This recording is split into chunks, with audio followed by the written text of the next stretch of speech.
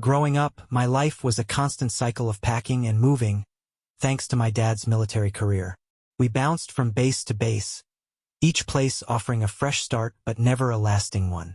Those years made me adaptable, but deep down, I longed for stability, a place to truly call home. Early on, I promised myself that someday, I'd start my own business, put down roots, and create something meaningful. After graduating college with degrees in Arabic and computer science, I decided to enlist in the army. My language skills landed me a role as a translator in some of the Middle East's most volatile regions.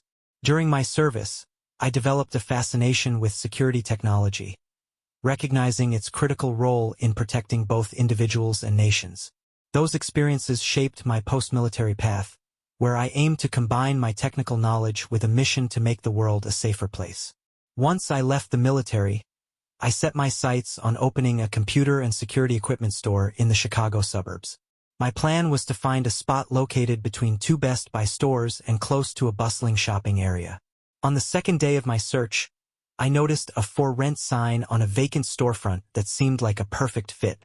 As I peered through the glass, the door suddenly swung open, startling me.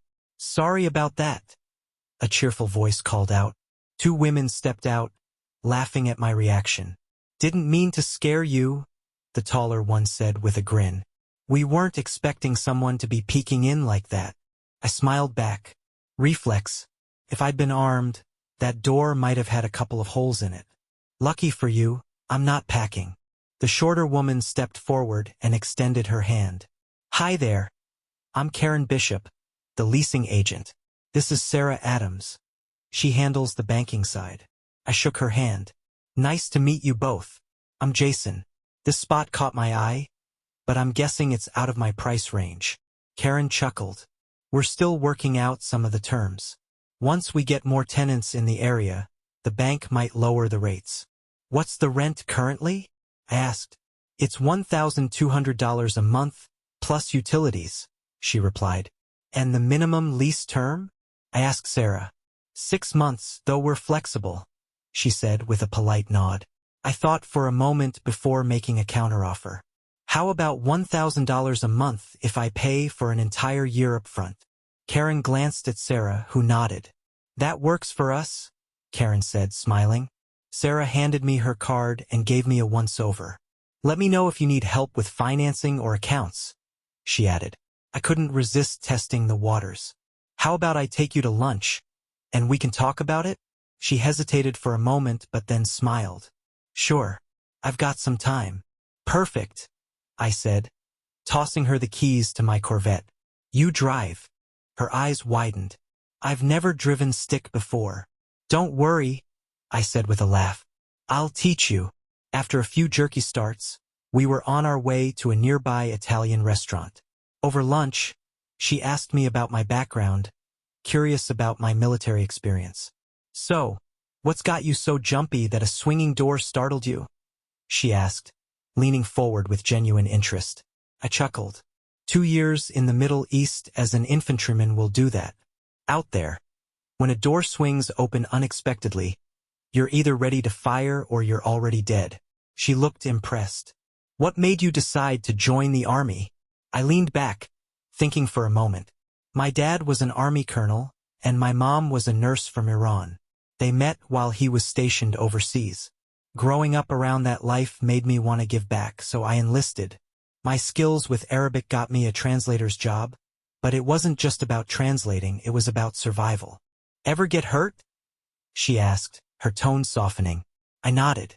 "Yeah, once. But that's a story for the third date," I said with a grin. She laughed. "Third date? Who says there's going to be a second one?" "Guess I'll have to earn it," I teased. Lunch flew by, and when the check came, she insisted on paying. "It's on the bank," she joked with a wink. As we headed back, she joked about how her colleagues would be jealous seeing her step out of my car. I encouraged her to make a scene, and she did, laughing as she tossed me the keys and sauntered into the bank. That night, I called her to confirm our plans for Saturday. She teased me about forgetting her, but we set a time.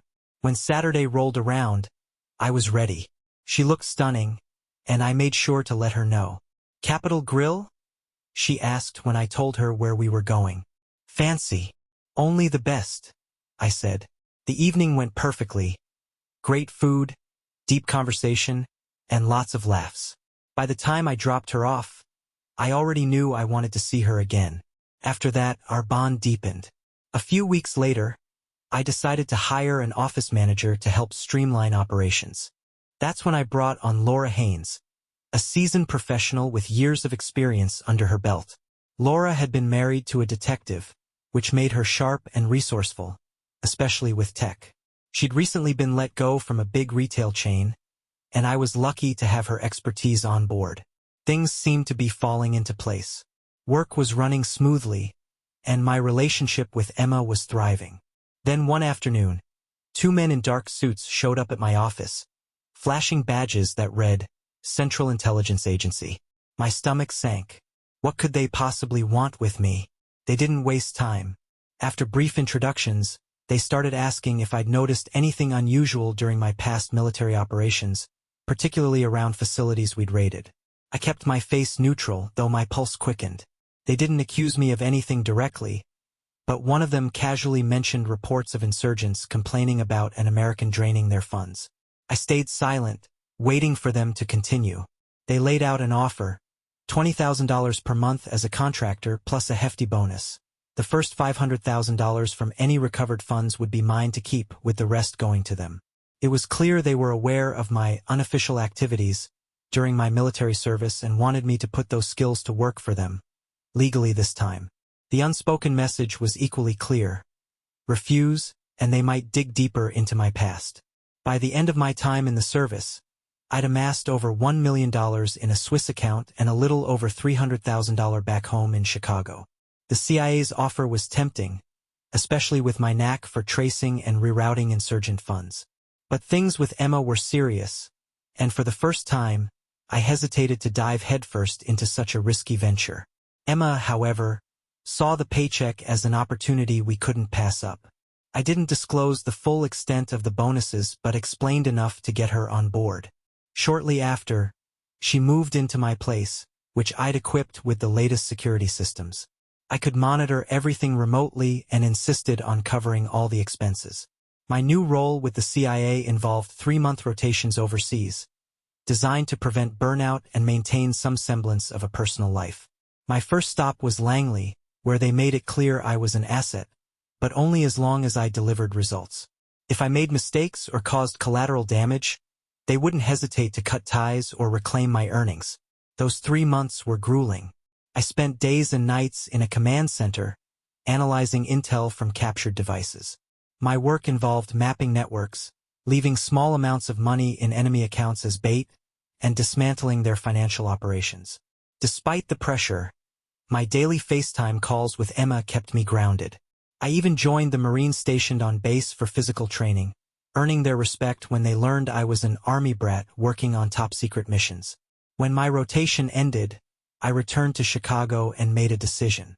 During my debrief, I told the lead officer, I need to head home. I've got someone waiting for me, someone I plan to marry.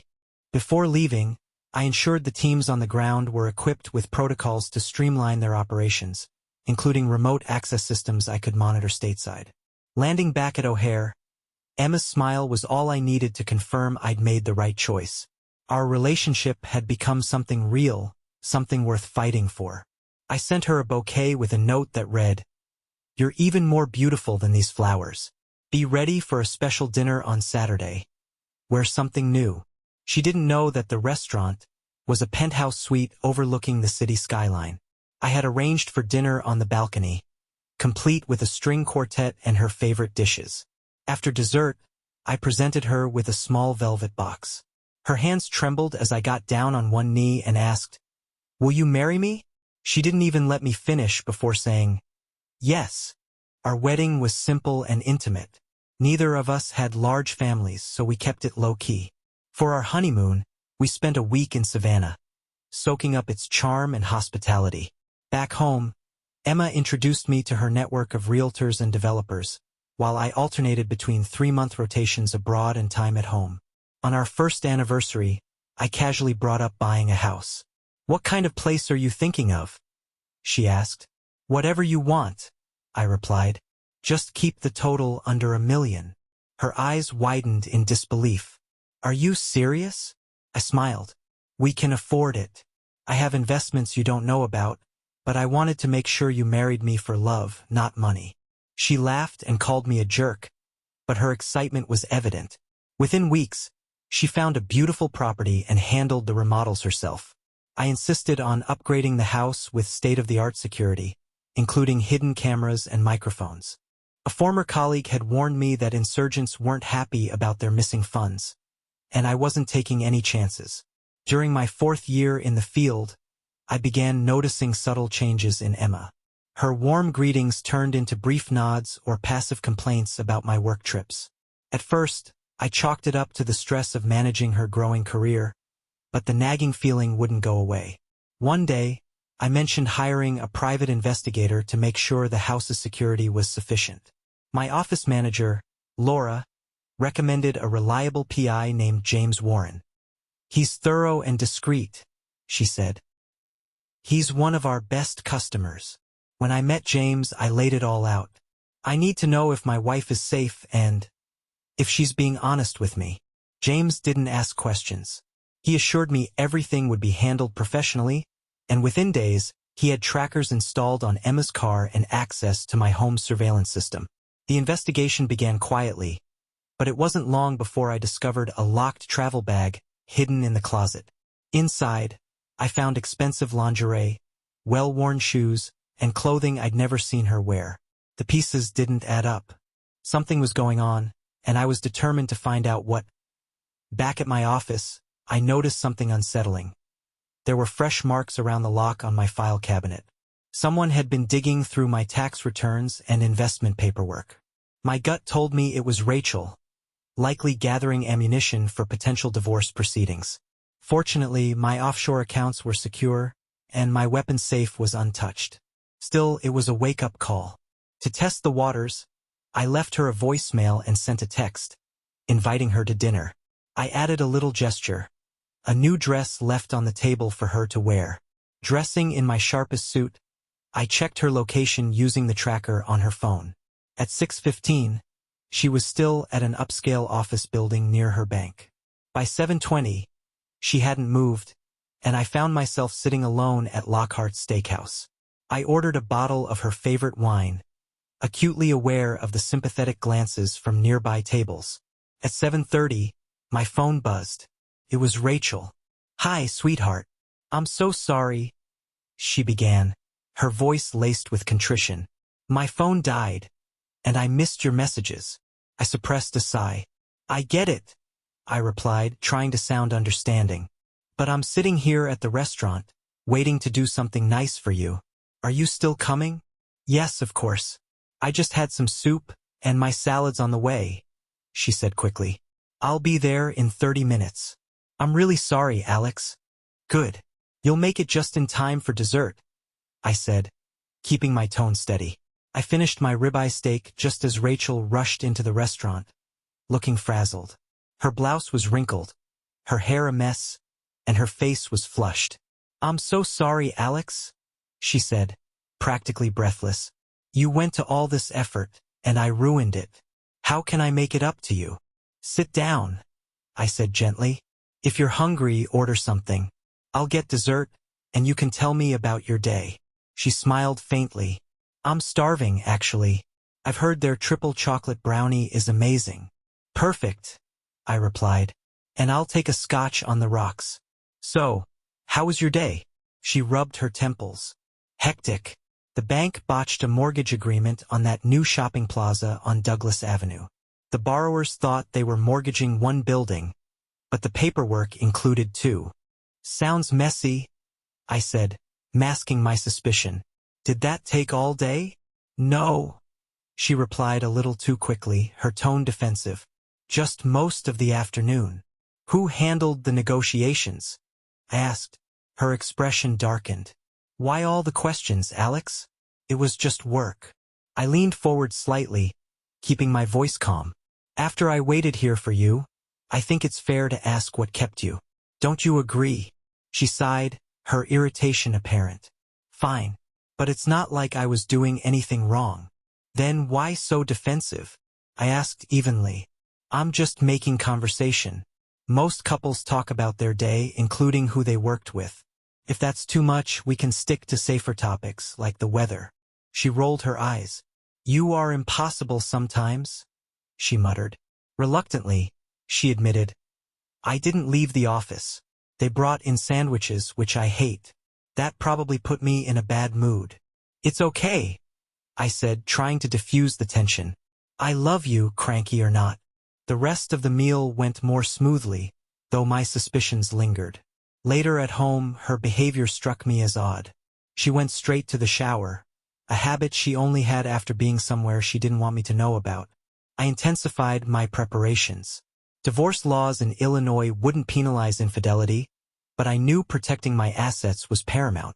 While reallocating funds in my Swiss account, Rachel startled me by entering my office quietly. What are you doing? She asked, standing just a few feet away. Kept my cool. Rebalancing my investments. Deciding between Google and Amazon stocks. Her eyes locked on the account balance.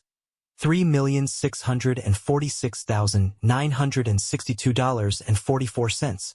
Is this all your money? Yes, I said, not flinching. It's from trading goods during my time in Afghanistan. Why not transfer it here so I can enjoy spending it? She asked slyly. Keeping it offshore avoids taxes. Besides, the house you wanted, that came from this money. It was a gift, I explained. Are there other accounts I don't know about? She pressed. I smirked. That's enough honesty for one day.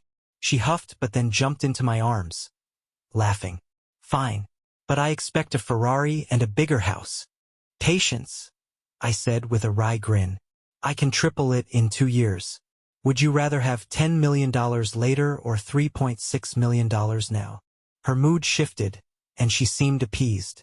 All right, but don't keep me waiting forever, she teased before heading to work. I took that exchange as a small win but didn't let my guard down. The next steps involved ensuring all my assets were secure. I rented a storage unit, stashed personal items, and backed up critical data. Meanwhile, Rachel began spending a suspicious amount of time at a luxury apartment complex. One week, she mentioned attending a Home Builders Association seminar and gala. I noticed the event invitation included a formal dance on Saturday night. Spouses are invited, I said casually. Mind if I tag along? You always say I need to get out more. She hesitated. You wouldn't know anyone, and I'll be networking the whole time. You'd probably be bored.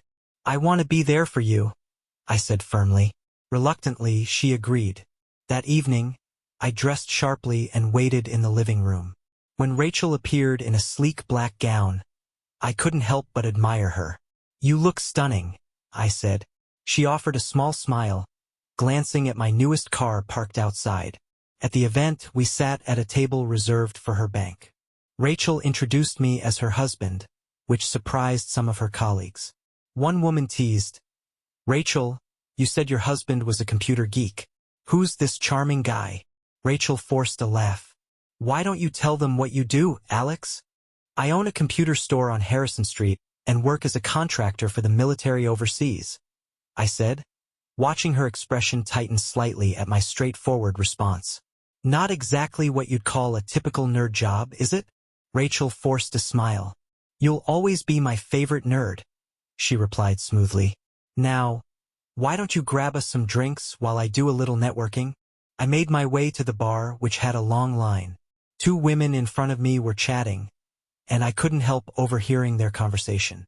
There's Rachel, one of them said, always working the room in her signature blue dress. I hear she's the reason that new high-rise project got its loans approved. Her friend laughed. Oh, she works hard, all right. Day and night, mostly at night. Did you see that diamond ring? Wonder if her husband has any idea how much relationship building she's doing these days. She keeps calling him a computer geek who's never home. The words hit me like a gut punch, but I kept my composure, picked up our drinks, and returned to our table. Rachel wasn't there. Scanning the room, I saw her a few feet away, surrounded by 4 men, all of whom seemed enraptured by her every word. I walked over and handed her the glass of wine she'd requested. She looked startled, as if my presence was an unwelcome interruption. "Oh, hi," she said quickly, her tone far from warm. Then, with little enthusiasm, she introduced me to the group. A wiry man with a sharp smile extended his hand. "Victor Kane. Pleasure to meet you." "Likewise," I replied, recognizing his name. "Rachel's mentioned you. Says you're one of the top real estate developers in the city." He chuckled. "She speaks highly of you as well. Said you're quite the investor." I glanced at Rachel, raising an eyebrow. "Did she?" I wasn't aware my portfolio was part of tonight's conversation. Kane shrugged, his smirk widening. "She just seemed impressed by the size of it." I forced a polite laugh. "Well, I'll have to remind her that some things are better kept private." Turning to Rachel, I added, "Care to join me for a dance?" Before she could respond, I set both our drinks on a nearby table and led her to the dance floor. As we started moving, I leaned in and whispered, "You need to pull it together. Smile, relax, and act like we're here as a couple. If you want to protect your reputation and this marriage, pretend to be happy." To my surprise, she took a few deep breaths and pasted on a convincing smile. "I didn't appreciate the way you handled that," she murmured, her tone tight. "I understand," I replied evenly. "But you need to stop sharing details about my finances. That's not public information, not even for you." She pulled back slightly, her eyes wide. "You don't trust me?" I met her gaze. "Let me ask you this. How often do I lie to you?" Caught off guard, she hesitated. "I've never caught you in a lie," she admitted quietly. "And how often do you lie to me?" I added, my voice calm but pointed. Her silence was telling. At that moment, one of the men from her earlier group tapped my shoulder. "Mind if I cut in?" he asked, flashing a friendly smile. "Actually, I do," I said with a tight smile. "Tonight's a special evening for my wife and me." He nodded and stepped back, though I could feel Rachel bristle beside me. As we continued dancing, she asked, her tone light but wary, "Why are you being so possessive tonight?" "I'm protective because I've been noticing things that concern me," I said evenly. "There's a fine line between networking and oversharing, and I think you know it." She tensed, then forced another laugh. "Maybe I just want people to know how lucky I am." "That's fine," I replied. "But let's not give anyone the wrong impression about your availability, especially men like Kane." Her eyes narrowed, and she whispered sharply, "You don't get to dictate what I say to my friends." I held her gaze. "Just remember, we're supposed to be here as a couple." The rest of the evening was strained. We kept up appearances, but I stayed close, watching her interactions, especially with Kane. After a few dances, I'd had enough. Back at our table, I leaned in and said, "I'm leaving. Are you coming home with me or staying?" She looked torn. "This is my job, Alex. I need to be here." Then, almost as an afterthought, she added, "But how will I get home? You're an independent woman. Call a cab, use an app, or book a room." "I trust you'll figure it out," I said, keeping my tone neutral. "I'm heading home." She gave me a strange look as I kissed her engagement ring. "I love you," I said quietly. "I love you too," she replied, though her voice lacked conviction. As I left, I texted Mr. White, letting him know she'd stayed behind at the Hyatt. His response was quick. "Surveillance in place. We'll update you soon." Rachel didn't come home that night. The next morning, she arrived in an Uber, her dress wrinkled and her hair still slightly disheveled. "Thanks for being so understanding," she said breezily, heading straight for the shower. I wanted to comment, something about how hotels typically have showers, but bit my tongue. When she emerged, she casually asked for coffee and toast before heading to bed. As I prepared her breakfast, I asked, "What did you do after I left?" "Oh, just danced with Mike Harper. You know, the guy you refused to let me dance with," she said with a shrug. "Chatted with a bunch of people. Made sure everyone felt valued." She conveniently left out where she had spent the night. By Monday morning, Mr. White had plenty to share. His report confirmed what I'd feared. Rachel had been spending time at Kane's building and meeting privately with Harper. Worse, recordings revealed her confiding in Harper about her frustrations with me, even hinting at using part of my funds for one of Kane's projects. The pieces of the puzzle were coming together, and they painted a damning picture. Harper smirked as he asked, "Where'd your nerd husband get that kind of cash?" Rachel's tone turned cold. "If he has $3 million, that's $3 million more than you have. Let's not rush into a divorce until I know exactly how much he's sitting on. Staying married gives me control of his money. Divorcing him would only get me half." After I'd left the dance, she had apparently whispered to Harper, "Bob's gone home, but he might have someone watching. Let's keep things discreet. I'll get a room and call you after midnight." When Mr. White recounted this part of his findings, he paused, choosing his words carefully. "Mr. Markshall, what happened after midnight and the following morning isn't something I think you'd want to hear. I've archived the recordings if you ever need them, but my advice is to move forward." I nodded slowly. "Thank you, Mr. White. Let's continue surveillance for 2 more weeks, and I'd like access to those files afterward." "Understood," he said. "I'll keep you updated." Leaving his office, I felt a grim clarity settle over me. It was time to finalize my exit. First, I closed all my IRAs, knowing full well that the John Markshall identity would be liable for the taxes. I updated my life insurance beneficiary to the Wounded Warriors Project, maxed out joint credit cards on gold Krugerrands, and traded my Corvette for Bitcoin. As John, I granted a power of attorney to Adam Sanders, my new identity, and transferred the bulk of my assets to offshore accounts in Grand Cayman.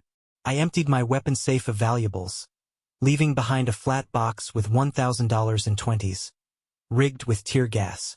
I even left the safe's combination on a slip of paper, expecting Rachel would try it eventually. When she subtly brought up the mall investment again, I encouraged her to prepare a detailed analysis, hoping to keep her occupied while I completed my preparations. Meanwhile, I contacted a realtor in Scottsdale, Arizona, searching for a $3 million Adobe-style home with mountain views, a pool, and a golf course nearby. My feelings for Rachel were gone, replaced by the satisfaction of outmaneuvering her. I told her I needed to fly to Washington, D.C. for work, but instead headed to Phoenix, where I secured the new house. While there, I opened accounts as Adam Sanders and transferred $4 million, $3 million from my Swiss account and $1 million from Grand Cayman. I arranged for the realtor to safely store my new purchases until I was ready to move in.